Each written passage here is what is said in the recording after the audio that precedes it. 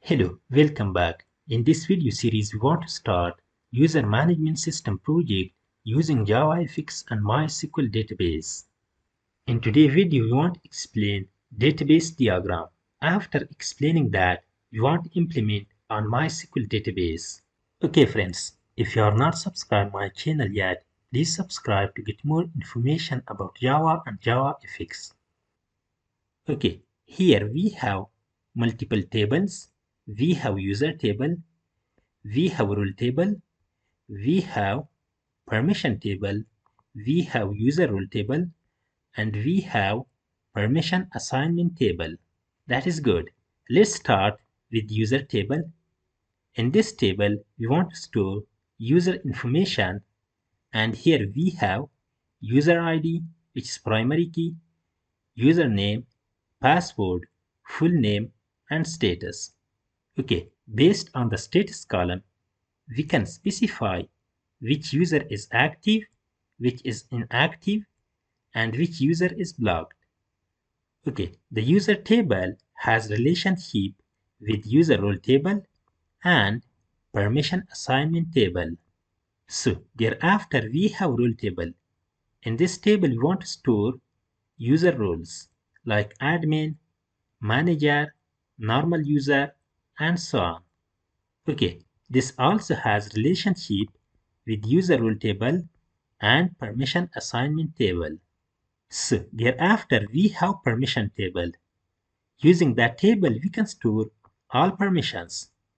For example, create new user, update current user, delete current user, or create new student, list all student, and so on.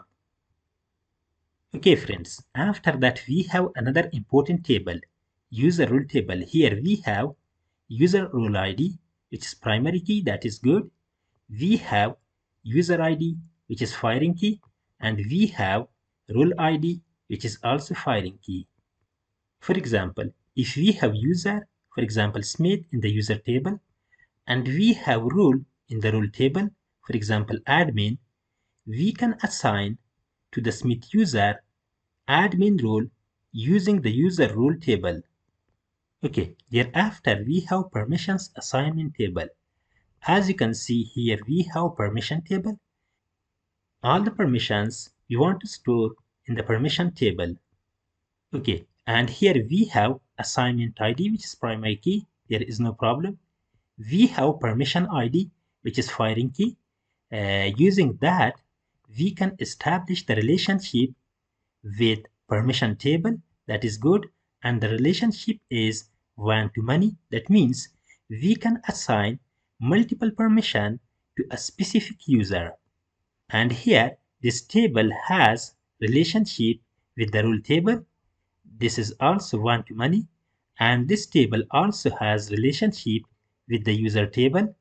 Okay, this is very important table because here we are able to assign different permissions, different rules to different users because we are able to control all the application using that table. Anyway, if you have any questions, you can write them in the comment. Please like, subscribe, and share my videos. Let's now implement this diagram on MySQL database. Let's open MySQL Workbench. Here we have the complete script. We have database and we have tables, for example user. We have role table. We have permission table, that is good. We have user role table and we have permission assignment table. Don't worry about the script. You can get all the scripts from the video description link. There is no problem. Let's execute the script to create database and all tables one by one. As you can see, database and tables are created successfully. Let's refresh that. And here we have user management DB.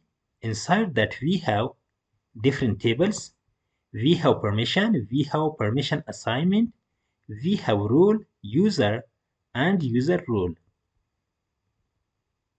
So as you can see, we explained database diagram step by step, and we implemented database. So in our next video session, we want to start JavaFX project. We want to establish relationship between JavaFX project and MySQL database. If you have any questions, you can write them in the comment. Please like, subscribe, and share my videos.